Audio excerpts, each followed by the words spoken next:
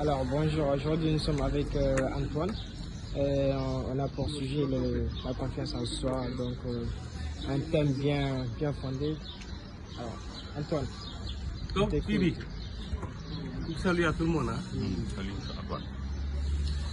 Un thème qui vient juste de nous être donné. La confiance en soi. Rapidement, on va traiter rapidement. La confiance en soi qui naît de, déjà, de la connaissance de soi et de l'estime de soi. D'abord, qu'est-ce qui amène le manque de confiance? Qu'est-ce qui amène le manque de confiance en soi? C'est déjà le manque de connaissance de soi. Si tu ne connais pas tes capacités et tes qualités, tu ne peux pas avoir confiance en toi-même. On te demande de faire une chose. Tu ne sais pas comment faire la chose, mais déjà tu as peur. Est-ce que je pourrais? J'ai peur. Donc déjà le manque de connaissance de tes capacités t'empêche d'avoir confiance en toi-même. Maintenant pour l'avoir, il faut aller chercher des connaissances. Dans ton domaine, cherche des connaissances. Parce que tes connaissances vont te rendre fort, aguerri, courage, comme une lumière, et vont te permettre de pouvoir oser.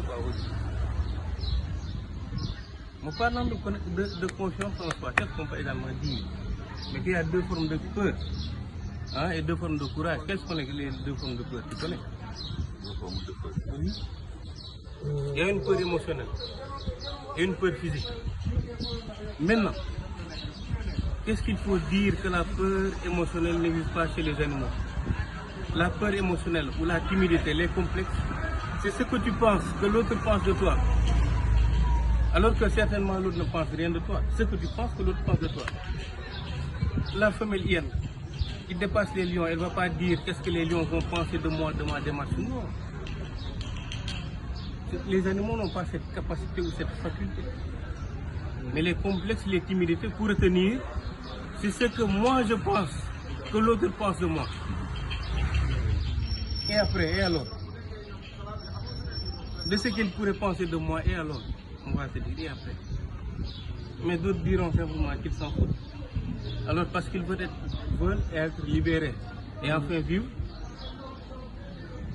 libérés de cette prison des complexes ou des peurs.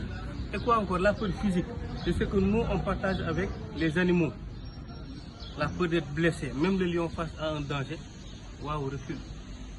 C'est instinctif. C'est un instinct de survie. Donc c'est la seule peur que nous on partage avec les animaux.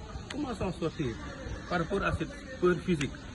Parce que vivant dans un monde où les gens sont obligés de se côtoyer, de se frotter par moments, pourrait-on continuer à tout le temps avoir peur, à reculer? Ben non. Non, sinon on ne va jamais vivre.